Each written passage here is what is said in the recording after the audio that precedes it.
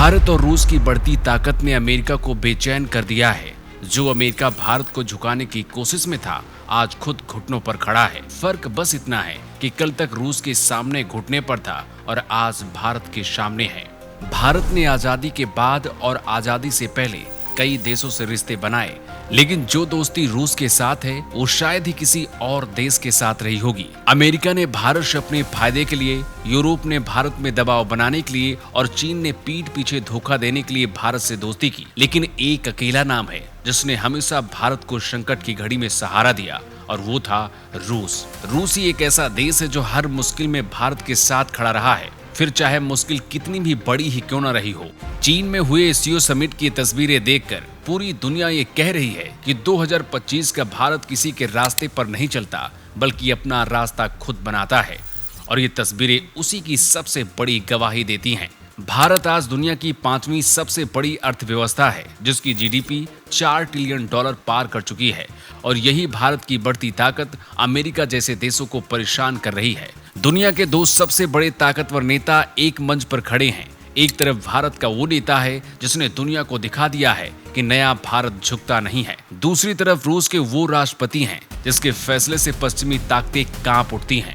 दोनों मुस्कुरा रहे हैं, हाथ मिला रहे हैं, मानो अमेरिका को चुनौती दे रहे हैं कि अब नया खेल शुरू हो चुका है। ये कहानी सिर्फ दो नेताओं की नहीं है, बल्कि दो ऐसी सभ्यताओं की है जिन्होंने समय के हर तूफान का सामना कंधे से कंधा मिलाकर किया है। इसे ऐसे समझिए कि जब 1971 में पाकिस्तान पूर्वी पाकिस्तान में नरसंहार मचा रहा था, लाखों लोग भारत में शरण ले रहे थे, जैसे आज बलूचिस्तान में पाकिस्तान कर रहा है। तब भारत ने पूर्वी पाकिस्तान के लोगों की मदद करने का फैसला किया, लेकिन उस समय अमेरिकी राष्ट्रपति रिचर्ड निक्सन ने पाकिस्तान को खुला समर्थन दिया और अपनी सेबंद फ्लीट हिंद महासागर में पाकिस्तान की मदद के लिए भेज दिया।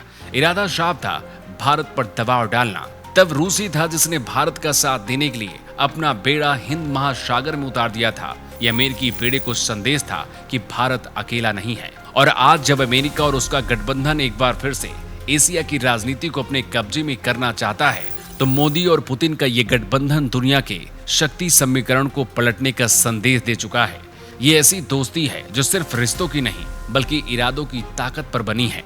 आंकड़े गवाही देते हैं कि ये भारत और रूस की दोस्ती का ही नतीजा है कि भारत की लगभग 65 से 70% सैन्य तकनीकी रूसी डिजाइन पर आधारित है। चाहे वो वायुसेना हो, नौसेना या फिर थल सेना, रूस का योगदान हर जगह नजर आता है।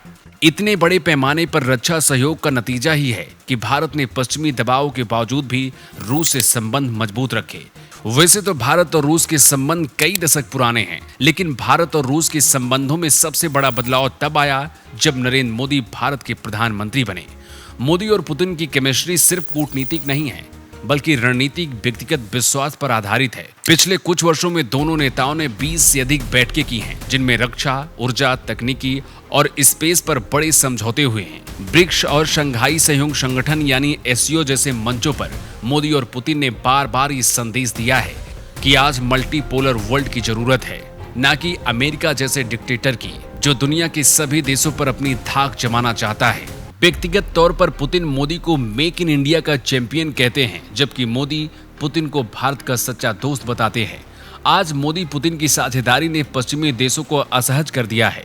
यही वजह है कि भारत रूस को केवल रक्षा सहयोग के रूप में नहीं, बल्कि वैश्विक शक्ति समीकरण बदलने वाले जोड़ीदार के रूप में देख रहा है। 1971 में जब अमेरिका ने पाकिस्तान का समर्थन किया और रूस ने भारत का, तभी से स्पष्ट हो चुका था कि भारत का अगर कोई सच्चा दोस्त है तो सिर्फ रूस है, जो हर वक्त भारत के साथ खड़ा रहता है। लेकिन ये दोस्ती आज की नहीं है, इसकी जड़ें उस वक्त की है जब दुनिया दो हिस्सों में बटी थी, जब एक तरफ अमेरिका और उसके साथी थे और दूसरी तरफ सोवियत संघ यानी आज का रूस था। तब भी भारत और रूस ने एक दूसरे पर भरोसा किया, तब भी उन्होंने साथ मिलकर हालात बदले। और आज जब अमेरिका और पश्चिमी ताकतें एक बार फिर से दुनिया को अपनी शर्तों पर चलाना चाहती हैं, तो भारत और रूस का ये गठजोड़ फिर से इतिहास बनाने को तैयार है। विश्लेषकों का मानना है कि 2030 तक दुनिया का वैश्विक जीडीपी का 33% हिस्सा एशिया के 3 देशों के पास होगा। हालांकि चीन के साथ रिश्ते पूरी तरह से भरोसेमंद तो नहीं है, लेकिन रूस की मध्यस्थता से भारत और चीन का आर्थिक सहयोग जारी रह सकता है। अगले 10 सालों में हम ये देख सकते हैं कि भारत रूस के साथ मिलकर न सिर्फ एशिया बल्कि वैश्विक राजनीति की दिशा तय कर देगा। और यही इस दोस्ती की सबसे बड़ी ताकत है। भारत और रूस की दोस्ती कोई समझौता नहीं है, बल्कि विश्वास की नींव पर खड़ा एक ऐसा रिश्ता है जो समय की हर परीक्षा में खरा उतरा है। क्या ये दोस्ती आने वाले समय में अमेरिका और पश्चिमी देशों को चुनौती देगी?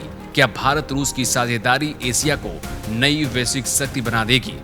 Bureau report, new times.